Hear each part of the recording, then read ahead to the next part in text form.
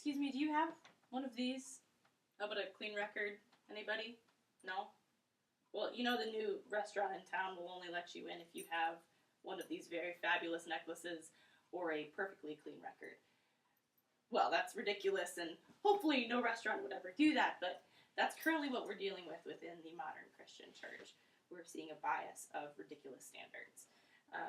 We see here in James 2, 1 through 3, Jesus is talking to the disciples about how they were previously judging people who had the gold around their necks versus the people with tattered clothes.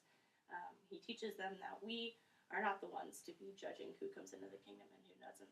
We're just here to usher in and be evangelists to the kingdom and to the love of Christ. What I'm going to be talking to you today is about the bias that we're often running up against within the Christian church, whether it be towards other people coming into the church or people within the church going out. We see this time and time again. Obviously, as the church grows, we see people who judge and get kicked out. But today we're kind of seeing a whole different realm of judgment and bias. And in the Pew Research, you actually see that multiple people think that they don't fit within a demographic of Christian faith. We're also seeing people who are being judged by social class rather than where they'd like to go to church or where they feel like they're allowed to go to church. Nadia Bolt-Weber is actually a woman who does the exact opposite of what you would imagine someone with a tattoo pretty much all the way over her body and piercings would do. She had a bunch of people who came in looking like her parents to church one day. Now, she runs a church that is for disadvantaged teens, for the transvestite 20-something, and for the struggling drug addict. Now, when these people came in with their doctors and polos, she nearly had a heart attack. She used discrimination in a way that I've never seen anyone do before. She discriminated against the white businessman. Who does that?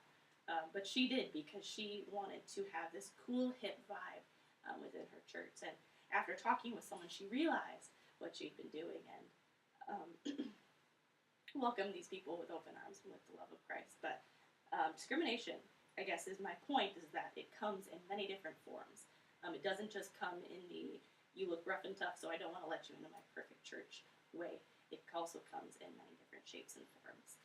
But how do we fit into this? How do you and I fit on this line? Are we the discriminators, or are we being discriminated against? Sometimes we're both. But if you actually look at someone named Ryan Anderson, he writes about a photographer who was just recently sued by a gay couple for refusing to give services to them because he was a Christian photographer and he would not photograph their gay wedding. And they won. They won against this guy because he refused them service because of a sexual orientation issue. So, what would you do? Where would you lie on this subject? Also, what would you do if Michelle Bornstein told you about the unmarried pregnant Baptist school teacher who ended up having a baby out of wedlock, but also then got fired from her school teaching job? Where do you think the community should stand on that issue? And where is discrimination a part of faith? And where is it not loving? I myself have been a worship leader and have been gone to many different churches, and I have been sent rude emails saying that they don't want my services because I'm a woman and they don't need a woman in leadership there. Being discriminated against, not because I'm not a Christian, but because I am a Christian and just the wrong kind, is a feeling that I don't think I'll ever be able to understand, nor do I like very much at all. So how do we combat both sides of this?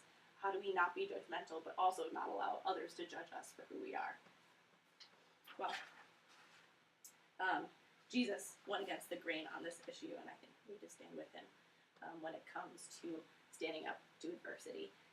If you remember the woman at the well within John 4, he talks to the Samaritan woman forever. She had multiple husbands. She was seen as unclean, untouchable. Disciples were like, Jesus, what the heck are you doing? And so was everyone else, for that matter. They thought he was absolutely crazy. But Jesus showed us that regardless of who the person is, we were to show them love and to show them acceptance. They came to him in Mark 12:14 and acknowledged the fact what he did to that Samaritan woman, and to many others. In Mark 12:14, he says, they say, Teacher, we know that you are true and that you don't care about what anyone's opinion is, For you are not swayed by appearances, but you are truly a teacher in the way of God. We have to avoid this whole stereotyping thing of what people look like, or where we think that we fit in, or where we think we're allowed to go. To conclude, where do you think you need to act? Do you think you need to stop the judging, or do you think you need to stop letting people judge you? If you are being pushed for who we are, we need to be pushed out of who we are, and to be praying and to be bold for what we stand for in Christ.